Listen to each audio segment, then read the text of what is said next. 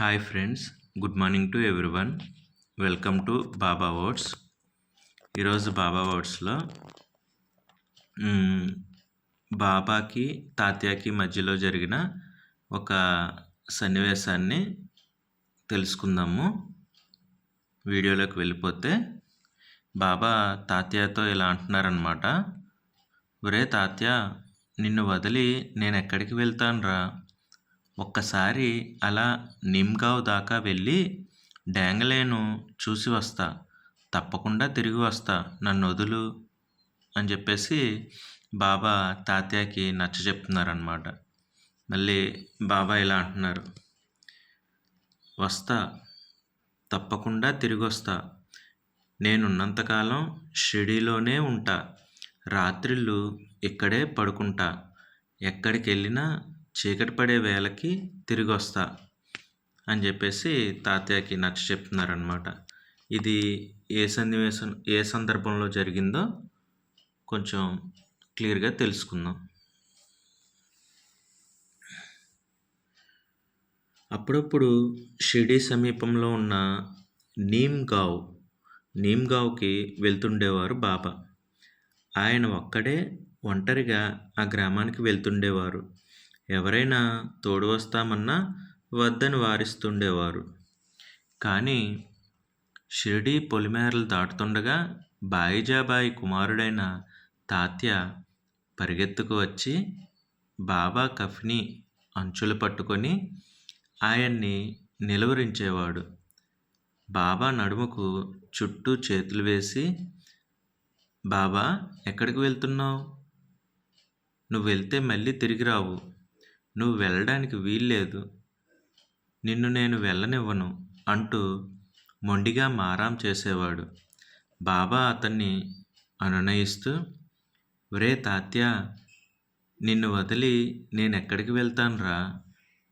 ఒక్కసారి అలా నీమ్గావ్ దాకా వెళ్ళి డ్యాంగలేను చూసి వస్తా, తప్పకుండా తిరిగి వస్తా, నన్ను వదులు అని నచ్చజెప్పేవాడు. తాత్య అనుమానంగా బాబా వైపు చూస్తూ, నిజమా మామ? ఇదివరకు వెళ్ళిపోయినట్టు ఎప్పటికీ వెళ్ళిపోవుగా, తిరిగి వస్తావుగా అని ప్రశ్నించేవాడు అనుమానంగా.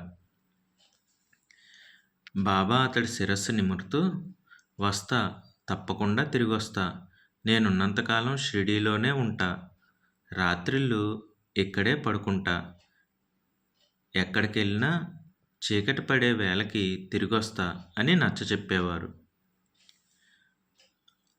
అప్పుడు తాత్య ఆయన్ని వదిలేసేవాడు. బాబా కాలినడకన ఒంటరిగా నీమ్గావ్లోని నానాసాహెబ్ డ్యాంగలే ఇంటికి వెళ్ళేవారు. బాబాను చూడగానే అత్యుత్సాహంతో ఎదురేగి వెళ్ళి ఆహ్వానించేవాడు డ్యాంగలే. ఆయనకి పాదపూజ చేసి త్రాగడానికి పాలు సమర్పించేవాడు. బాబా ఆ పాలని తన దగ్గరున్న రేకు డబ్బాలో పోసుకొని కొద్దిగా సేవించేవాడు. అటు తర్వాత కాసేపు డ్యాంగలేతో పిచ్చాపాటి మాట్లాడి, చీకటవుతోంది, షిరిడీలో నా కోసం ఎదురు చూస్తుంటారు, నేను ఇక్కడ అక్కడ ఎక్కడైనా ఉంటానని వాళ్ళకి తెలీదు, వస్తా అని షిరిడీకి ప్రయాణం అయ్యేవారు. బాబా వెళ్తుంటే డ్యాంగలే వెనక నుంచి నమస్కరిస్తూ, నిజమే, ఇందుగలడందులేడని సందేహం వలదు, మా సాయీశ్వరుడు లేనిదెక్కడా అనుకునేవాడు భక్తి పార్వస్యంతో.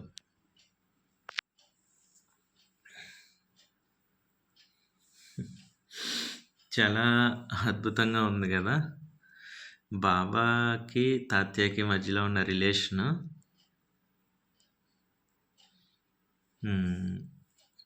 తాత్య చిన్నపిల్లవాడై ఉంటాడు, కొంచెం బాబాని ఆప్యాయంగా హత్తుకొని ఇట్లా మారం చేస్తూ ఉండేవాడంట.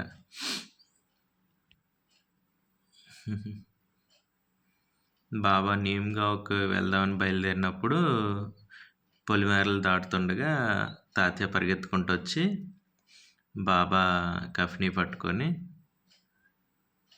నువ్వు వెళ్ళొద్దు బాబా, నువ్వు మళ్ళీ వెళ్తే వస్తావో రావో, ఎక్కడికి వెళ్తున్నావు, నేను నిన్ను వెళ్ళనివ్వను అని చెప్పేసి మారం చేస్తూ ఉండేవాడంట. బాబా తాతయ్యకి నచ్చచెప్పి, నేను నీమ్గావ్ దాకా వెళ్తాను, డాంగ్లైన్ చూసి వస్తాను, మళ్ళీ తిరిగి వస్తాను ఖచ్చితంగా, నన్ను వదిలిపెట్టు అనేవాడు. నిజంగా వస్తావా మళ్ళీ, ఖచ్చితంగా వస్తావా అని అడిగితే, వస్తాను, ఖచ్చితంగా వస్తాను, నేను ఉన్నంతకాలం షిరిడీలోనే ఉంటాను, రాత్రిళ్ళు ఇక్కడే పడుకుంటాను, చీకటి పడేయాలకల్లా వచ్చేస్తాను అని చెప్పేసి ఇక ఆప్యాయంగా నచ్చ చెప్పేవారంట తాతయ్యకి. సో వీళ్ళిద్దరు బాండింగ్ చాలా బాగుంది. అయితే ఇక్కడ ఒక ఊరు పేరు చెప్పారు మెన్షన్ చేసి, నీమ్గావ్ అని చెప్పేసి. షిరిడీ దగ్గరలో నీమ్గావ్ అనే ఒక ఊరు ఉందా అని చెప్పేసి ఒకటి తెలుసుకుందాం షిరిడీ వెళ్ళినప్పుడు. ఆ నీమ్గావ్లో అక్కడున్న వ్యక్తి పేరు కూడా క్లియర్గా మెన్షన్ చేశారు, నానా సాహెబ్ డేంగలే. ఆయన కలవడానికి వెళ్తుండేవారంట కాలినడకన. మేబీ అక్కడ నియర్ బై ఊరు అయి ఉంటుంది. అప్పట్లో ఇన్ని మైళ్ళ దూరంలో అని చెప్పేసి చెప్తూ ఉండేవారు.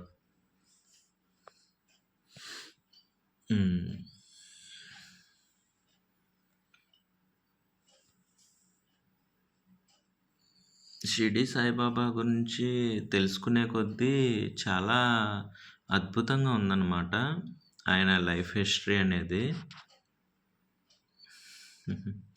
బాబా మనకి కొంతవరకే ఎక్స్ప్లోర్ అయ్యారు, కానీ really he's a very great person. ఆయన గురించి తెలుసుకునే కొద్దీ మనకి ఆ విషయాలు అనేవి అర్థమవుతాయి. ఇంకేం చెప్పాలి. మెయిన్ షిరిడి సాయిబాబా ఇన్స్పిరేషన్ ఎందుకు అంటే, ఈ మధ్య కాలంలో ఈయన రీసెంట్గా మనతో ట్రావెల్ అయిన వ్యక్తి, జస్ట్ 150 to 200 years అంతే.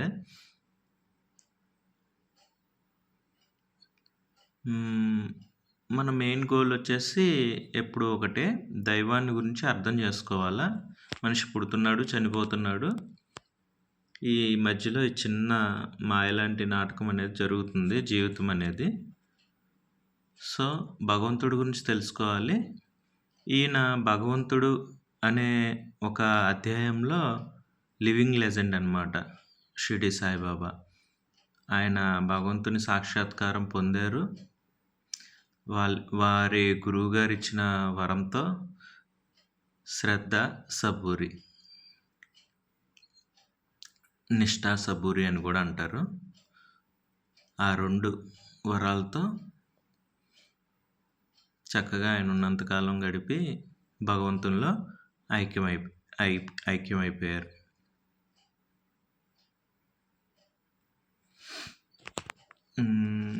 ఇంకా బాబా గురించి ఎన్నో విషయాలు గుర్తొస్తూ ఉంటాయి, ఇవి మాట్లాడదాము, చెప్దాము అని చెప్పేసి. బట్ కానీ అది చెప్పాలన్నా కూడా ఆయన అనుజ్ఞ ఉండాలన్నమాట, అంత ఈజీ కాదు. ఫ్రెండ్స్, లాస్ట్గా ఒక పర్సనల్ విషయం షేర్ చేసుకొని వీడియోని ఎండ్ చేస్తాను.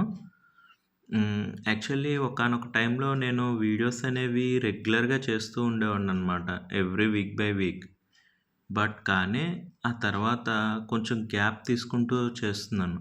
ఒక 1 month అట్లా పడుతుంది ఒక వీడియో చేయడానికి. రీజన్ ఏంటంటే, బాబా మిర్రర్ ఇమేజ్ టైపు, ఏ విషయంలోనూ వదిలిపెట్టడు. ఒక్కసారి ఆయన తలుచుకొని ఆయన నమ్ముకుంటే ఆయన కంప్లీట్గా మన లైఫ్లోకి వచ్చేస్తారనమాట. లైఫ్ని మొత్తం లీడ్ చేస్తారు ఆయన. నేను ప్రొఫెషనల్ వైజ్ రైల్వేలో జాబ్ చేసుకుంటున్నాను.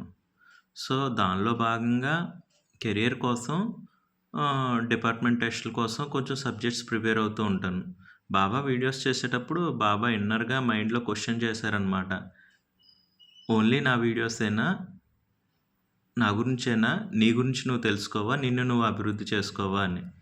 అప్పుడు నేను నా ఎడ్యుకేషన్ వీడియోస్, నా ప్రొఫెషనల్ లైఫ్ కోసం, కెరీర్ కోసం అవి చేసుకుంటూ ప్యారలల్‌గా బాబా వీడియోస్ చేసుకుంటున్నాననమాట.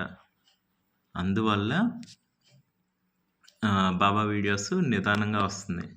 అదొక రీజన్. ఓకే. ఏదైనా మన మంచికనుకుందాం. ఆయన ప్రెజెన్స్, ఆయన బ్లెస్సింగ్స్ ఉంటే చాలు.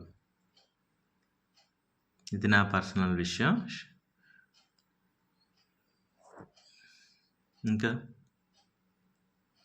బాబా గురించి ఎంతోమంది ఆయన గురించి తెలియని వాళ్ళు ఎన్నో సందేహాలు లేవనెత్తుతారు. ఏవి మన మనస్సులోకి రానివ్వద్దు. ఆయన సర్వాంతర్యామి అంతే. ఆయన గురించి తెలుసుకునే కొద్దీ మనకి అర్థమవుతూ ఉంటుందన్నమాట. ఆయన ఎంత పవర్ఫుల్. ఆయన చాలా పవర్ఫుల్ వ్యక్తి. కానీ చాలా సాదాసీదాగా జీవనం గడిపారు. షిరిడి సాయిబాబా మన మనస్సుకి అద్దం లాంటివాడు ఈయన.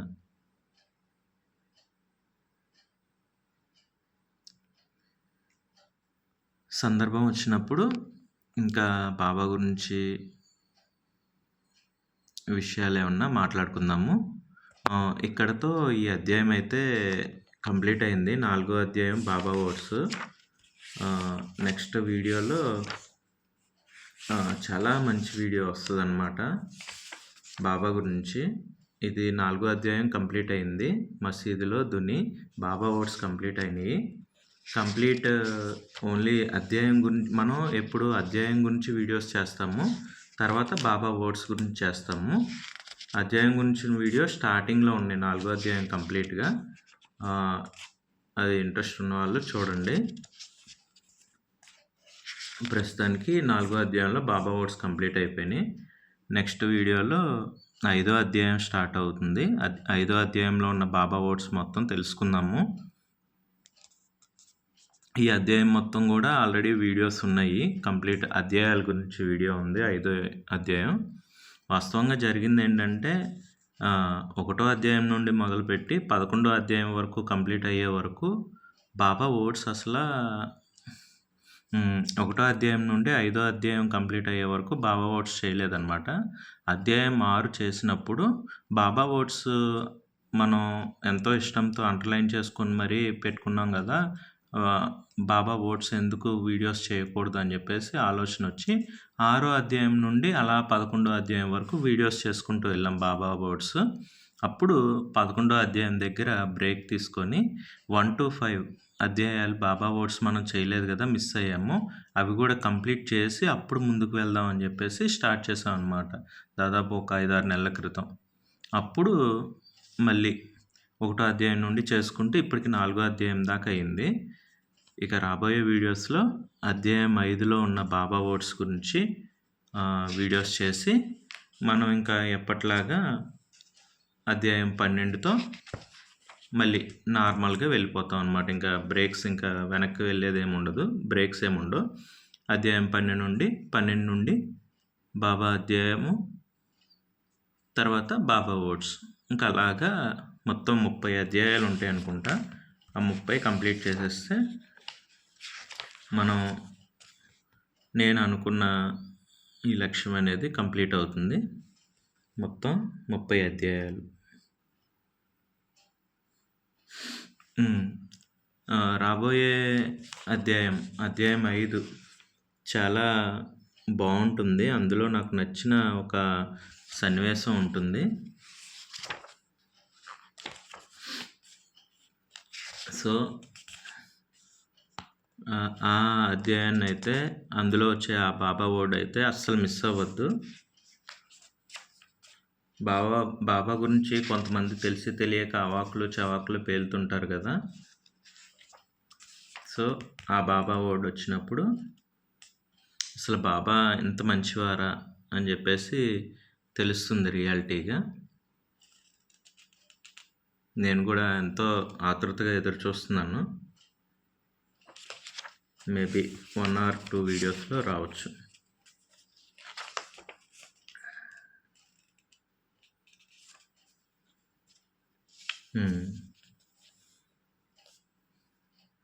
మేబీ 1 or 2 వీడియోస్లో వస్తుంది. Okay friends, always be happy.